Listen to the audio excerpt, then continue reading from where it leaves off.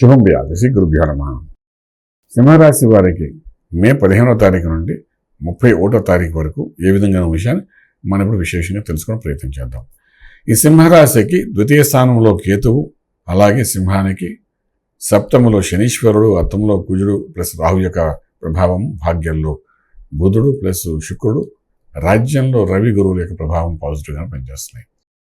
రాజ్యాధిపతి రాజ్యంలో ఉండడం, ఉద్యోగాన్ని ఎస్టాబ్లిష్ చేయడము, వ్యవహారాన్ని ఎస్టాబ్లిష్ చేయడము, రాజకీయ రంగంలో ఉంటే మిమ్మల్ని ఎస్టాబ్లిష్ చేయడము, అలాగే వ్యాపారం ఉంటే మంచి ఎస్టాబ్లిష్ చేయడం, ఈ రకంగా రాజ్యంలో రవి ఉన్నాడు కాబట్టి 100% మీకు ఒక స్టాండర్డ్ లైఫ్ సెటిల్మెంట్స్ కావాల్సిన ఏర్పాట్లు చేయడం ప్రయత్నం చేస్తాడు.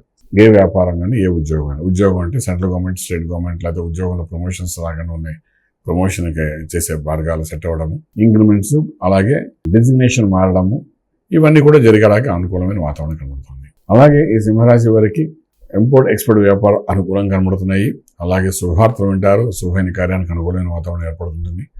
భూములు కొండాలు అమ్మడాలు జరిగే అవకాశం ఉంటాయి, రిజిస్ట్రేషన్స్ కూడా జరుగుతాయి చక్కగానే.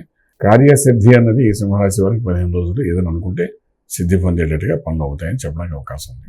ఇదంతా కార్యం గురించి మనం మాట్లాడుకుంటున్నాం, కానీ ఆరోగ్య విషయం, వైఫ్ అండ్ హస్బెండ్ రిలేషన్ దగ్గరికి వచ్చినప్పుడు కొంచెం మానసిక ఒత్తిడి ఎక్కువగానే ఉంటుంది. అలాగే మీరు తీసుకున్న నిర్ణయాల్లోని మిస్ఫైర్ అయ్యే అవకాశాలు బాగా కనబడుతున్నాయి. అష్టంలో ఉన్న కుజుడు, రాహు యొక్క ప్రభావంలో ఆరోగ్య విషయంలో కొన్ని జాగ్రత్తలు తీసుకోవాల్సిన అవసరం ఉంటుంది. అనారోగ్యానికి సంబంధించిన వరకు రక్త సంబంధమైన సమస్యలు, అలాగే గ్యాస్ట్రిక్, ఇండైజెషన్ సిస్టమ్ పాడవడము, ఇవన్నీ ఫుడ్ పాయిజన్ అవ్వడము, ఇటువంటి అవకాశాలు కూడా బాగా కనబడతాయి. దాని నుండి మనం అధిగమించడానికి చేసే ప్రయత్నంలో సక్సెస్ఫుల్ కూడా అవ్వాలి.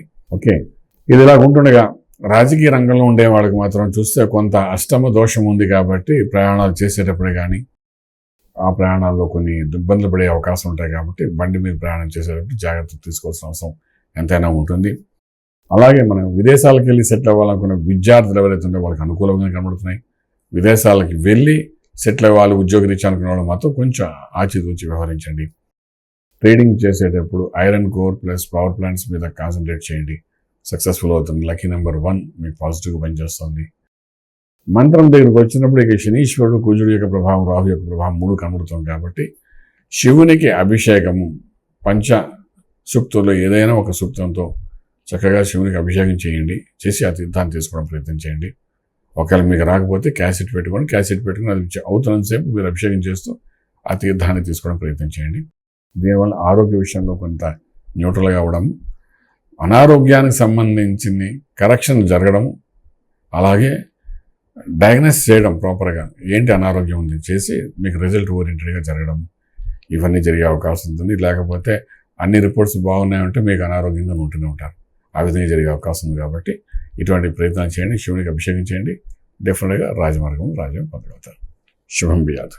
పూర్తి వివరాలకు సంప్రదించండి శ్రీ వేదమాత గాయత్రి జ్యోతిష్యాలయం, Brahmasri మంతా Suryanarayana Sharma garu, Srinilayam, first floor, 101, Sai Vaibhav layout, Chitrapuri colony పక్కన, కాజాగూడ, హైదరాబాద్ 500008. సంప్రదించవలసిన ఫోన్ నంబర్ 8855559147, 8855559148, 9849996644.